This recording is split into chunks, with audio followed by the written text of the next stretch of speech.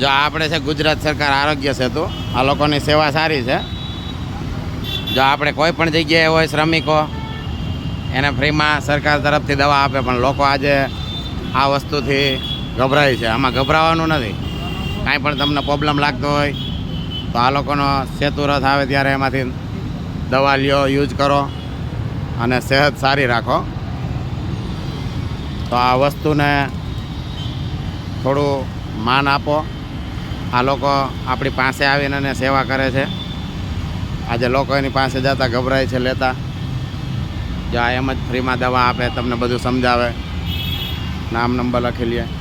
તો આ વસ્તુનો લોકો લાભ નથી ઉઠાવતા અને પછી એમ કે સરકાર કાંઈ કરતી નથી. સરકાર કરે છે પણ આપણે બી થોડીક કોશિશ કરવી પડે. જો અમારા ત્રણેય કારીગર છે એને કોઈ પણ નાની મોટી દવા આપી તમને? હા, આ ઘૂંટણાની છે. હા, આ શરદીની છે. પૈસા લીધા કાંઈ? કંઈ નથી લીધા. બસ, ચાલો, થેન્ક યુ, આભાર ગુજરાત સરકારનો.